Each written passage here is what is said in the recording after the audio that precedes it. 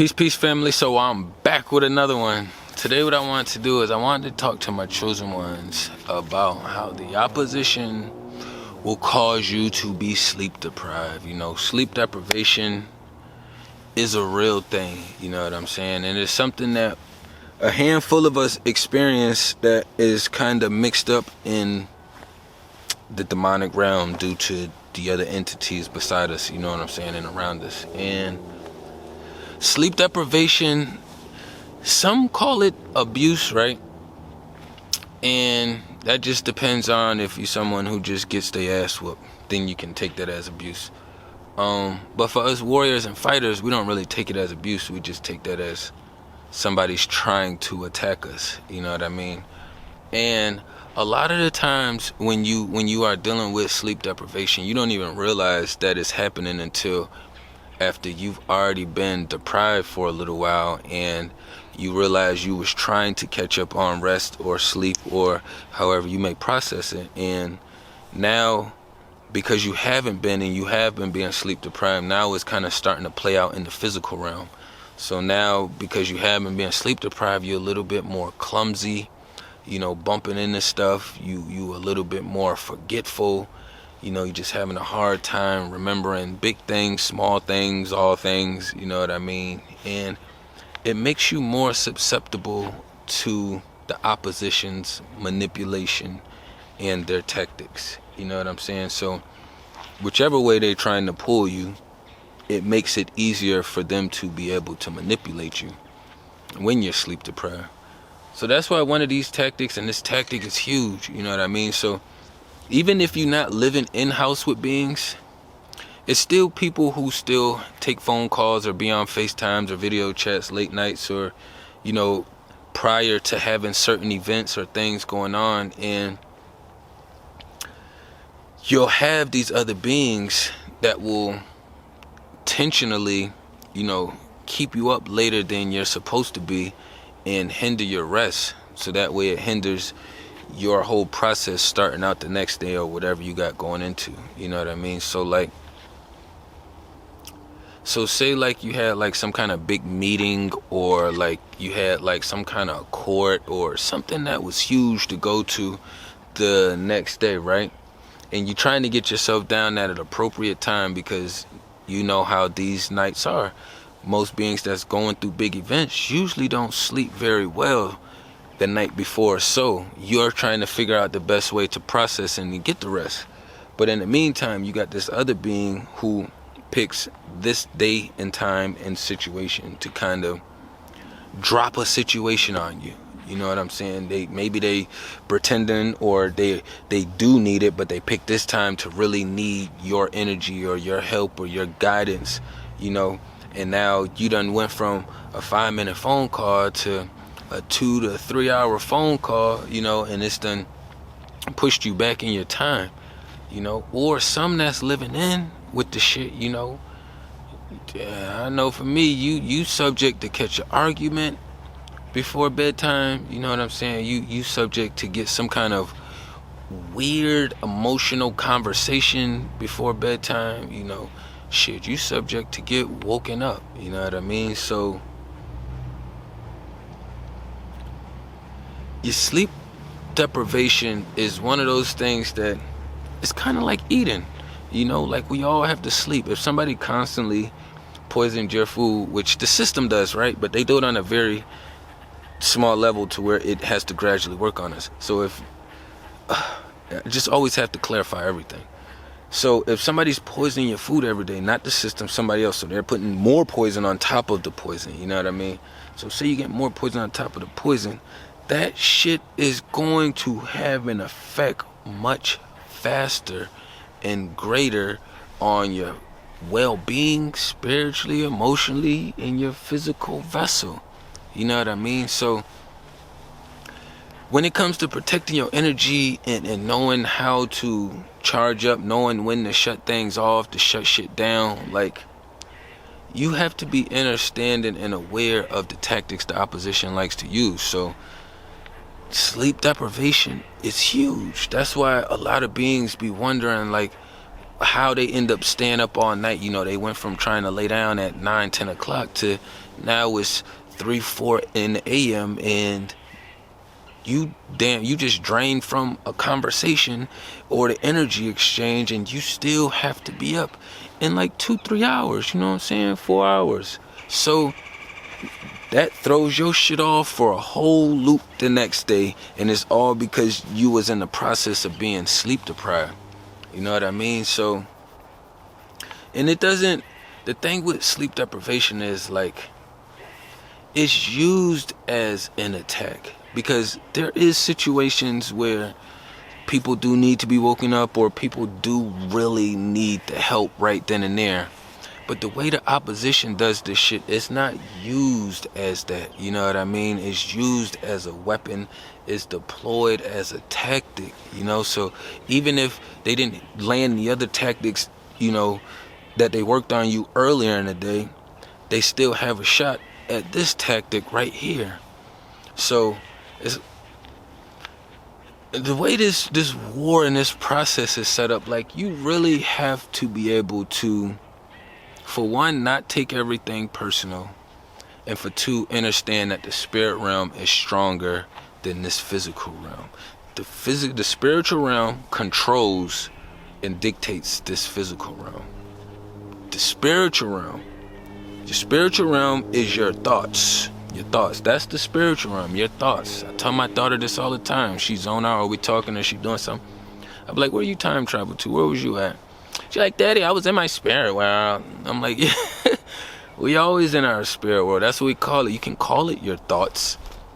You know what I'm saying? But when you say your thoughts, then you're making it seem as if all the information in here is yours. So it's easier if you just call it the spirit realm, instead of saying my thoughts, unless you really understand that, okay, these are your thoughts. Okay, you're speaking at this meeting and you've already practiced and prepared, so these are your thoughts that you're giving to this presentation the next day, you know what I'm saying? Or you're having some talk or conversation with somebody and you've already been preparing for it, or you just really good at processing on the spot, and these are your thoughts that you want to give to it. But really, we have to understand that you know, our thoughts is really our spiritual realm. Just look at it as like open field. You know what I'm saying? Your spirit realm. Just when you hear spirit realm, just think of an open field or something. You know what I mean? And then you have this team, the good team. Then you have the witchy side over here. You know what I'm saying? This team is feeding you your principles, morals, and values. This team is feeding you how to fuck it up. You know what I'm saying? Once you comprehend that, and you can see, all right, well, I've always leaned, and I'm just saying I, meaning you can process it as you, I've always leaned more towards, you know, standing up on my 2 feet and speaking when, you know, people think I shouldn't be speaking, but it's something that's healthy and it's productive speaking, not just me speaking out blabbering bullshit. Or it could be, oh, well, I always felt this deep, dark desire to kind of laugh at people when they fail and hurt themselves, or this deep, dark desire to just step all over people. You know, I feel so entitled to just walk around and do what I do without having to put in any work. You're going to be able to know which side that shit is feeding you.